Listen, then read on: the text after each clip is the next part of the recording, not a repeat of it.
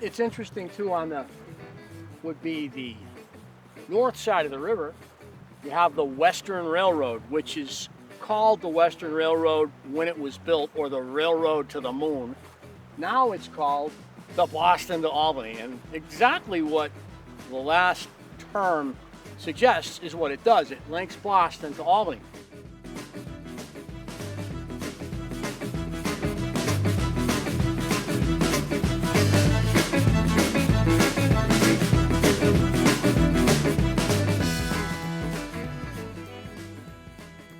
In the 1830s, investors out of Boston were trying to extend the wharfs of Boston all the way to the Hudson River and try to siphon off trade from New York. We always think about like the Big Apple, New York City, as this thing that's always been what it is today, and it wasn't. Boston felt they really had a chance to take the trade coming off the Great Lakes, to take the trade coming down the Mohawk River and siphon it off. Remember, the Erie Canal had been created, so there's Great Lakes trade coming down the Mohawk, terminus being the Hudson at Albany. Well, the Boston investors are thinking, we can grab that trade with the Western here. Now the other, they were trying to raise capital, and other investors are going crazy. That's crazy. How can you possibly think you're going to put a railroad, an iron road, over the Berkshires?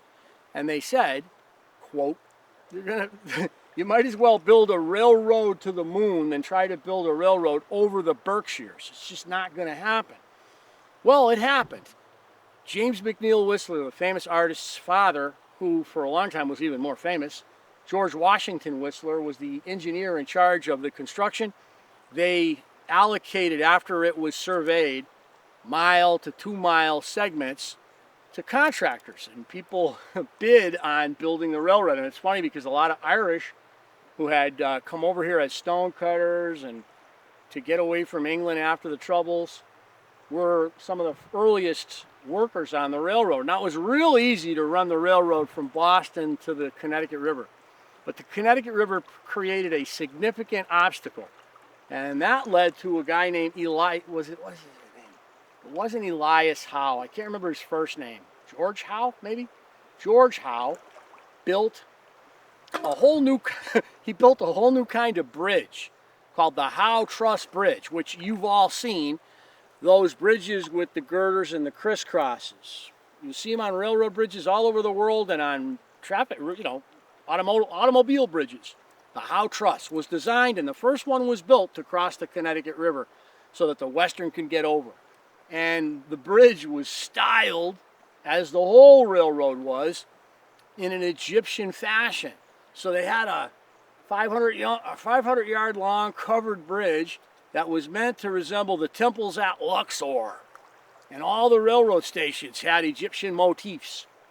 But as the crews built the 2 mile long stretches, they were, originally there's a guy who was writing in a diary as he was riding down what's, now Route 20 and then Boston Road. He's driving down Boston Road in a wagon, and he's marveling at the new iron road that they're building, this new railroad project. And he's noticing a single Irishman with a wheelbarrow and a shovel building the railroad. That was all they had on that particular crew, on that particular mile-long stretch. So they had to basically level it, they had to put culverts in, they had to raise it up in sections, and they had to cut away mountains. And this is before dynamite, so they're using black powder and all that. And so I think it took them, 6 years to build the railroad, to get it done. And that would include those famous Keystone Arch bridges in Chester, the big bridge over the Connecticut River, and then the actual stretch that goes through the Berkshires and winds along the west branch of the Westfield River. So it's pretty cool. This, we grew up with. It was in our backyard. We never thought anything of it, but it's a really historic railroad. The first railroad that crossed at any significant height of land. It went over the Berkshires in Washington, Mass, I think, at 1,700 feet above sea level. No railroad had ever done that before, so it was like a feat. And George Washington Whistler would be contracted by the Tsar of Russia to build what becomes the first leg of the Trans-Siberian Railroad from St. Petersburg to Moscow after he gets done with this.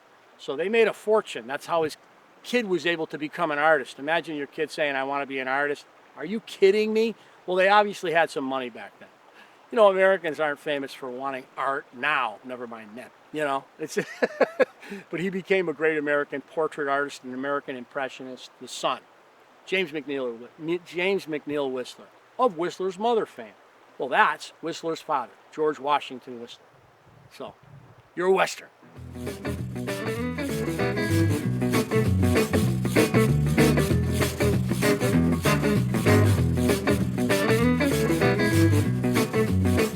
Why the nickname of the Western was the railroad to the moon, because they were going to have, hey, he's filming.